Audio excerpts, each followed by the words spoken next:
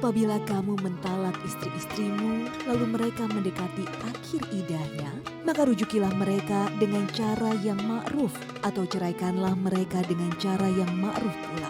Janganlah kamu rujuki mereka untuk memberi kemudaratan, karena dengan demikian kamu menganiaya mereka. Barang siapa berbuat demikian, maka sungguh ia telah berbuat zalim terhadap dirinya sendiri. Janganlah kamu jadikan hukum-hukum Allah permainan, dan ingatlah nikmat Allah padamu dan apa yang telah diturunkan Allah kepadamu, yaitu Alkitab dan Al-Hikmah As-Sunnah. Allah memberi pengajaran kepadamu dengan apa yang diturunkannya itu, dan bertakwalah kepada Allah, serta ketahuilah bahwasanya Allah Maha mengetahui segala sesuatu. Quran Surat Al-Baqarah ayat 231.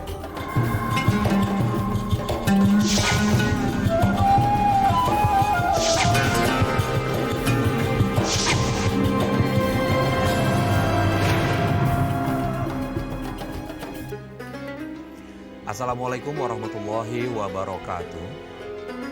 Selamat pagi pemirsa Tawakal yang dirahmati oleh Allah Subhanahu wa Ta'ala. Senang sekali saya Farid Hasan kembali menjumpai Anda. Dan pemirsa, di studio sudah bersama kami Bapak Aryo. Kalau pemirsa ingat, tayangan kemarin adalah Pak Aryo ini yang ada di ujung telepon saat kasus yang ditangani adalah bernama Ibu Mia. Pak Aryo ini adalah suaminya Ibu Mia yang sudah meninggalkan Ibu Mia karena beberapa alasan. Untuk itu, karena alhamdulillah Pak Aryo sudah ada di studio, kita coba tanya langsung nanti ke Pak Aryo permasalahannya apa sebenarnya hingga ia memutuskan untuk meninggalkan istrinya. Assalamualaikum, selamat pagi Pak Aryo. Terima kasih Pak Aryo sudah hadir bersama kami di Tawakal, dan kita ingin mendengarkan dari versinya Pak Aryo nih. Kalau Pak Aryo cerita ke kita tadi di awal, katanya memang ia setelah melakukan kekerasan sama istri. Cuma menurut Pak Aryo ada alasannya. Tapi kalau menurut saya apapun itu alasannya harus tanpa kekerasan kalau menurut saya. Baik, nanti kita ceritanya lagi Pak Aryo. Dan pemirsa, selain Pak Aryo, hadir juga bersama kami Bapak Ustadz Muhammad Siad. Assalamualaikum Pak Ustadz. Waalaikumsalam warahmatullahi wabarakatuh. Ya Pak Ustadz, kalau masih ingat yang di teleponnya Pak Aryo ini orang ini Iya, Pak Ustadz. alhamdulillah beliau hadir pada kesempatan ini dan mudah-mudahan kita bisa mendapatkan konfirmasi yang lebih bagus. Amin, karena niat kita di sini adalah niat baik. Kalau bisa disatukan kembali, Iya. kalau tidak pun harus dengan cara yang baik-baik. Ya. Baik, pemirsa, dan langsung saja Pak Aryo. Pak Aryo kemarin di ujung telepon nggak mau bertemu sama ibunya, sama sekali sudah meninggalkan ibunya. Alasannya katanya sakit hati. Ya. Boleh tahu sakit hatinya gara-gara apa? Sebenarnya saya tidak suka di obrolan ini, Mas. Ya. Cuman karena udah digaduhkan ya, jadi saya bisa coba ngomong. Oke, saya sih berharap di sini nggak ada rasa dendam untuk membalas. Iya. Kita niatnya ingin baik-baik ya. Silakan lanjutkan Pak. Saya diselingkuhi, Mas, dengan istri saya, dengan kakak ipar saya, Mas. Bertahun-tahun saya, tapi baru ketahuan bulan-bulan kemarin, Mas. Jadi saya sakit hati sekali, Mas. Ya. Yang kita ngerti kemarin juga ibunya mengakui kesalahannya. Kalau soal ini kita bisa ada dengan Pak Ustadz. Tapi sebelum ini saya ingin tahu nih akar masalahnya sebelum kejadian itu, karena ibunya merasa setelah menikah ibunya ini diperlakukan kasar. Betul. Kasar karena ada rasa Mas. Enggak tiba-tiba saya kasar juga, gitu. Alasannya Kan saya selama ini kan kerja, Mas. Yang jadi kerja, tiba-tiba di PHK, gitu, Mas. Jadi saya kan cari kerja ya, Pak, ya. Udah kesana kesini kerja, capek, pulang, gitu, Pak. Tiba-tiba datang ke rumah bukannya disambut dengan baik, gitu. Malah diomel-omelin, dituntut ini itu, Pak. Jadi saya kebawa emosi juga, Mas.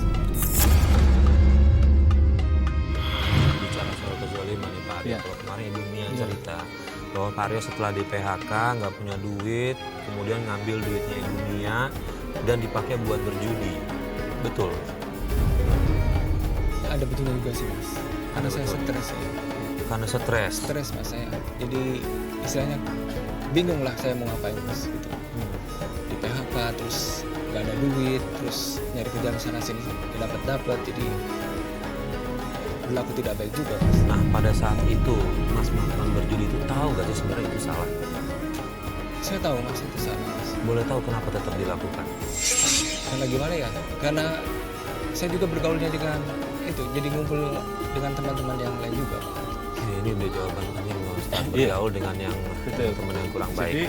Jadi begini Mas Farid dan Pak Arjo ya, saya juga merasakan beberapa kali mendapat ujian tapi dalam garis yang berbeda.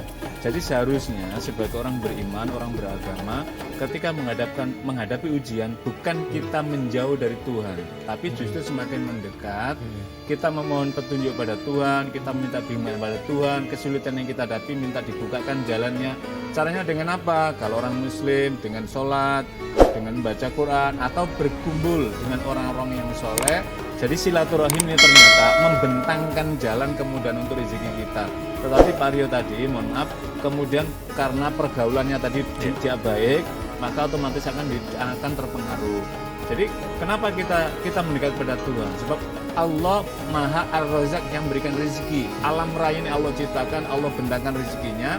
Sekarang sedang diuji dalam himpitan ekonomi yang berat, maka kita minta, ya Allah, kami dalam ujian berat kini, kami punya tanggungan keluarga, tapi anak kami perlu biaya, istri kami, bukakanlah jalan. Nah, dalam banyak penjelasan, inilah yang kemudian akhirnya apa? Pikiran kita menjadi agak jembar, agak fresh. Akhirnya kemudian kita bertemu orang, dan nanti akan dituntutkan banyak jalannya. Saya ada kisah menarik Mas Farid. Ketika kami mengeluar dalam salah satu masjid, kemudian ternyata kami mendapati ada seseorang dari jamaah kok lama saya tidak menjumpai. Kemudian saya sempat bertanya, singkat cerita pada pagi itu datang dalam suasana muka yang tidak nyaman. Kemudian saya tanya, wahai saudaraku, apa yang terjadi denganmu? Cerita kurang lebih seperti yang dialami oleh Mas Farid tadi, karena beliau kerja di wilayah Bagaisana kemudian di PHK. Kemudian akhirnya saya teringat, saya beberapa yang lalu ada orang yang semisal yang menceritakan memerlukan seperti itu. Dan saya bilang, di sana ada memerlukan jenis pekerjaan seperti ini, memang rendahan, tapi tidak apa-apa lah, tetap. Kira-kira mau nggak? Ternyata disambut, dia berterima kasih, sudah nggak apa-apa Ustaz, yang penting saya ada kerjaan, nanti lama-lama kan bertahap. Inilah salah satu contoh manfaat kita berkumpul dalam lingkungan yang baik, silaturahim tadi itu. Ketika kita silaturahim, ada celah mungkin kan, kalau kita hidup sendiri kan nggak tahu ya apa ya, tapi ternyata ketemu orang, oh ternyata Allah menitipkan kesempatan melalui orang tadi, jalannya adalah dengan kita bertemu lah. Saya kira inilah Pak Rio ya, mohon maaf, inilah jalan-jalan yang sebaiknya mesti harus kita buka. Jalan-jalan semacam ini insya Allah juga akan memberikan jalan lah. Ternyata yang sudah terjadi kan sudah lah, yang sekarang kan bagaimana ini kemudian kalau kita pernah berbuat salah, bagaimana ini kemudian kita tutup kesalahan kita buka lembaran kehidupan yang baru. Mudah-mudahan Allah berkenan menerima ikhtiar kebaikan yang mau kita rintis kan. Amin. Pak Aryo, sejauh ini Pak Aryo komunikasinya seperti apa sih sama istri? Kok bisa hal-hal seperti ini bisa terjadi gitu Pak Ustaz? Pak Aryo pulang stres, istrinya nggak tahu tapi Pak Aryo tiba-tiba marah. Ya kan kalau menurut saya komunikasinya kurang baik. Seperti apa komunikasinya di rumah? Waktu saya masih kerja baik-baik aja Pak. Baik-baik aja. Saya penuhin kebutuhan dianya gitu Pak, baik-baik. Nah setelah saya di PHK, istri saya berubah. Terlalu banyak tuntutan, kan otomatis saya sebagai suami kan pusingnya Mas ya. Uang nggak ada, tapi tuntutan banyak. Jadi timbul-timbulnya nggak bisa nahan emosi Mas. Artinya gini, ada dua hal yang berbanding terbalik. Kemarin istri bilang Pak Aryo ini kurang sabar, sementara menurut Pak Aryo istrinya terlalu banyak nuntut. Ini artinya memang komunikasi di antara berdua ini nggak benar Pak Ustaz. Inilah saya kira Mas Farid, fondasi utama dalam keluarga yang tadi saya sebutkan, saling pemahaman, saling menerima keadaan masing-masing, saling memberikan support, memberikan dukungan. Karena ada kalanya suami itu sedang di karir yang bagus, dapat penghasilan yang bagus, mungkin istri keperluannya dan anaknya terpenuhi sehingga happy saja.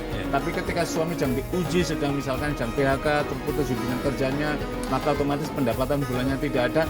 Inilah yang kemudian seringkali memicu kekurang sabaran dari istri dan juga keuletan daripada seorang suami untuk melakukan ikhtiar lah.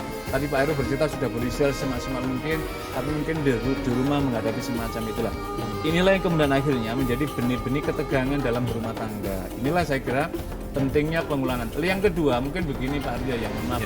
Jadi kalau dalam bangunan di rumah tangga orang beragama itu kan seorang suami itu adalah imamnya, istri dan anaknya itu adalah makmumnya. Imam ini adalah memberikan keteladanan. Salah satunya apa?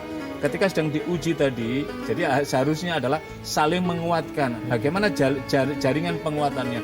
Salah satunya adalah memanfaatkan media waktu ibadah. Apa dalam bentuk sholat? Mari kita sholat ini diuji, mudah-mudahan Tuhan bukakan jalan. Mama doakan, ayo anak-anak. Ini adalah salah satu jalan yang mesti dijelaskan. Karena Rasulullah SAW pernah diadui salah seorang sahabat. ya Rasulullah, saya ini berlama-lama di masjid nggak berani pulang ya Rasulullah. Kemudian Rasul mengatakan, apa yang terjadi denganmu? Ya Rasulullah, aku dililit hutang. Kalau aku pulang lewat jalan ini, saya khawatir ketemu dengan orang yang minjami saya. Kalau lewat jalan kanan, takut ada orang minjam saya berada di sana. Akhirnya saya nggak berani pulang ya Rasul. Ya Rasulullah, ajarkanlah aku. Kemudian Rasulullah mengajarkan, Allahumma inni a'udzubika minal hammi wal hazani wa a'udzubika minal azzi wal kasali. Pada untayan yang yang terakhir, wa a'udzubika minal jubli wal wa a'udzubika min ghalabatid dain wa qahri rijal. Ya Allah, aku mohon perlindunganmu dari lilitan hutang dan dari ketakutan orang yang memberikan pinjaman padaku. Apa maknanya? Nabi memberikan bimbingan dan ternyata setelah Rasulullah mengajarkan ini, orang ini pulang. Dan tidak ada jalan tadi itu orang yang dipikirkan tadi akan menagih, tidak ada. Kemudian justru di kemudian hari orang yang memberikan pinjaman ini memberikan keleluasaan kepada sahabat yang memberikan pinjaman. Ya, kemudian beliau menyampaikan, ya Rasulullah, aku merasa tenang setelah mendapatkan doa darimu. Apa maknanya dalam konteks kisah ini? Kisah ini adalah memberikan penyemangat spirit dalam kehidupan kita. Tidak ada orang itu yang mulus dalam jalan hidup, apalagi dalam keluarga. Pasti bahwa rumah tangga ini ada ujian yang sangat berat, tapi mesti harus dipikul, dan orang yang beragama dituntun oleh panduan agama. Nah, mari kita ikuti, maka insya Allah Allah berikan jalan. Nah, bicara soal ujian yang paling berat dari rumah tangganya Pak Aryo dan Ibu Mia adalah Pak Aryo mendapat informasi bahwa Ibu Mia ini berselingkuh dengan kakak iparnya. Ya, nah saya pengen tahu nih Pak Aryo dapat informasi itu dari mana? Saya dapat informasi itu dari ibu saya, dari adik saya juga, Pak. Dari adik. Pak Aryo ngelihat sendiri mereka melakukan berhubungan gitu maksudnya. Soalnya pas kalau ketemu mereka lagi berdua nih ngobrol, Pak, suka beda. Kadang-kadang yang satunya pergi, yang satunya gitu. Pernah saya tanyain ke istri saya, gitu. Kan wajib saya nanya ya Pak. Iya. Saya nanya, malah dia balik marah Pak ke saya.